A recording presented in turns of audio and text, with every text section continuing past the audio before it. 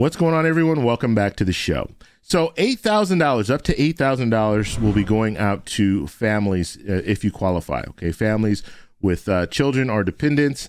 And we're going to talk a little bit about what this means. But I want to focus on not just the fact that up to $8,000 will be going out to families, but are you going to be getting anything? Okay, when I say you, I mean, let's say you're on Social Security, SSI, SSDI. Are you going to receive anything? And let's talk about the reality here. The reality is money is being spent.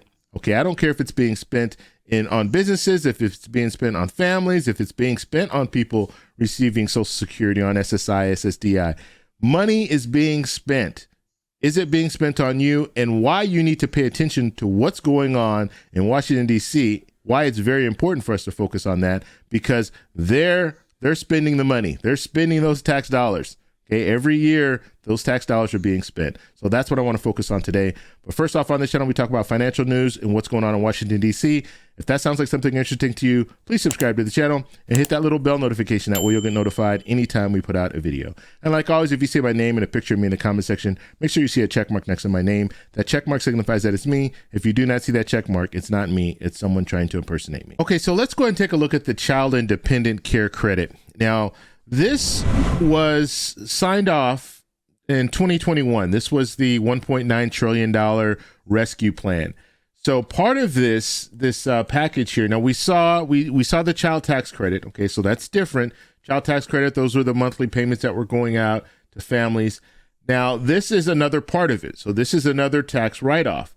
Okay, so I'm going to go over this briefly. I'm not going to go over it in detail. And I highly recommend, if you guys think that you qualify, talk to a tax professional. They can really help you out when it comes to getting all that you can when it comes to this credit. But the bottom line here is what we're looking at here is you have up to $16,000 that you can write off. Okay, so that's if you have two children, you can write up to $16,000. If you have one child, you can write up to $8,000. Okay, now you're going to get half that. You're not going to get the full. It's not going to be a full tax write-off. It's going to be 50% of that. So in total, if you have two children, you can get $8,000 in credit. Okay, now this is fully refundable. So that means that, let's say at the end of the year, you file your taxes and you don't owe anything to the government. Guess what? You can get, if you have two children, you can get an additional $8,000. If you have one child, you can get an additional $4,000. So this is really, really beneficial for families. Okay, so another important note is what can be written off. So we're talking about $16,000 or $8,000, depending on how many children you have. So we're looking at childcare that can be written off. So childcare expenses, daycare, babysitters, day camps, housekeeping, etc. And so we're looking at a variety of different areas that can be written off in this credit. Now, there are a few requirements here. Now, as far as if you have a child under the age of 13, they will qualify. Now, if you're over the age of 13, and now it starts to come to, it can be a dependent. So it doesn't have to just be a child, but that dependent has to be physically incapable of self-care. Okay. And I'm going to leave a link to this. This is the IRS website. I'll leave a link to this so you guys can check this out. But this is good for families, definitely good for families. And the bottom line when it comes to this, and the reason that I like showing stuff like this, and I think about 30% of my audience are families and might qualify for this tax credit, but the rest, the other 70%, they don't have children. And so, or either they have children that don't qualify because they're too old, or they don't have children at all. But the reality is money is being spent. And that's the important thing, because a lot of times when we start hearing about these different programs, we start hearing about stimulus checks and all this stuff, and some people will attack it and say, well, it's free money. Well, guess what? Free money's going to businesses, free money's going to families, free money's going here, free money's going there. There's a lot of money that's being dispersed. And if you don't pay attention, then you miss out on these opportunities. And if you know what's out there, now you have ammunition. Because if you know that there's this tax credit for families, well, why isn't there a tax credit for people on Social Security or people on fixed income or for the poor? So when you start realizing, okay, there's money going to these different areas, why isn't this money going to my area? And so, and this is another thing that when you're talking about businesses, because I think this is very, very interesting. When we start talking about money going to families, money going to people on Social Security, money going to the poor, it's always considered free money. But when you start talking about money going to businesses, money going to the airline industry and all these other companies, then it's not free money, right? They're entitled to this money. I remember back last year, actually 2 years ago, when we were really into the pandemic and the airline industry, they were asking for more money. So they received a lump sum. It was billions. I think it was like $5 billion. And then they were asking for even more money like 6 months later. And they were demanding it. And they were threatening that their planes are not going to be flying if they can't get this money. And so it's crazy, but no one called them on it and said, hey, why do you need more free money? But when it comes to stimulus checks, when it comes to money that's going to families and money that's going to the American people, the American people are the ones that are funding all. And that's another thing that I want to talk about too. The American people are funding this. They're funding this money that's going to the airline industry because guess what? These are your tax dollars.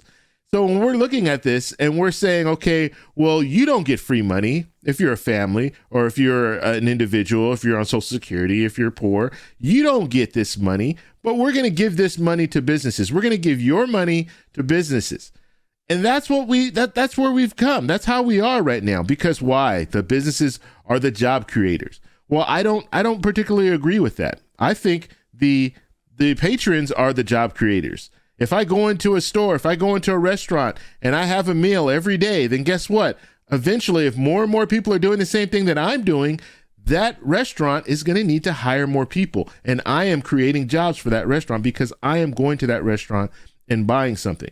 That's how you create jobs. You don't create jobs by just giving restaurants money. The restaurants might be able to renovate their place or buy new chairs, buy new tables and things like that, but that's not creating jobs in the restaurant. Okay, they might create jobs outside of the restaurant because if you are buying certain things, you're buying new tables and stuff like that, you might create jobs that way.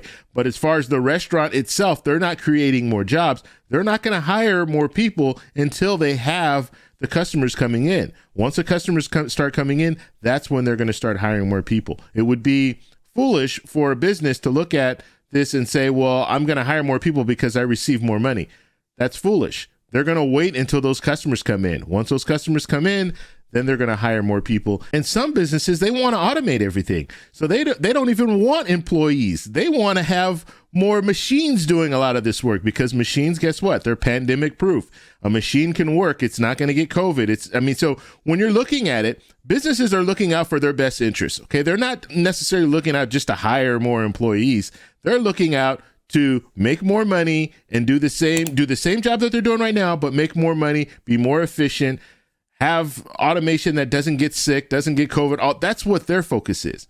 Okay, so when it comes down to it, if I go into a restaurant, I am creating jobs by going into that restaurant. It's not the other way around. It's not just giving these restaurants and businesses money and saying, okay, go ahead and do what you need to do with this money and hire more people on top of that. That's not necessarily how it works. And we saw in the airline industry back in 2020, they were receiving billions of dollars and they were still laying people off. They were laying off flight attendants. They were laying off pilots. And then it came to in 2021 where they didn't have enough people, enough flight attendants, enough pilots that were fully trained in order to get these flights off the ground. So we saw a lot of cancellations. So when it comes down to it, the bottom line is Congress is spending the money. Are they spending it on you? That's what's important. Because if you're paying your taxes, and if you paid taxes in the past, you might be on Social Security now, you might not reach that level where you're paying taxes anymore. But guess what? In the past, to get Social Security, you had to pay taxes. And so where is that money? Where is that money going? Is it going to you, or is it going to big business? Is it going to families? Where is the money going? So you need to be able to pay attention to that. And just know that the money's being spent every year. When was the last time you heard that Congress say, hey, we have a surplus? I think it was in the Clinton administration. We haven't heard that in a very, very long time. So I don't care if you're a Democrat or a Republican and you're standing up and saying, we can't spend all this money and this and that. They spend it every year. And during the Trump administration, every year they spent the money. During the Biden administration, they're spending the money. So every year the money's being spent. So don't be fooled by thinking, okay, well, yeah, we can't spend this money. We need to be more conservative. And you have Republicans that will come out and say, yeah, we need to be more conservative. And then when they get in power, they spend the money and they overspend. and we still add to the debt. So in reality, the money's going out. Is it going to you? That is my question. So I want to know what you guys think about this. So let me know down below. If you like this video, please give me a thumbs up. Please subscribe for more, and I'll talk to you in the next one. Bye.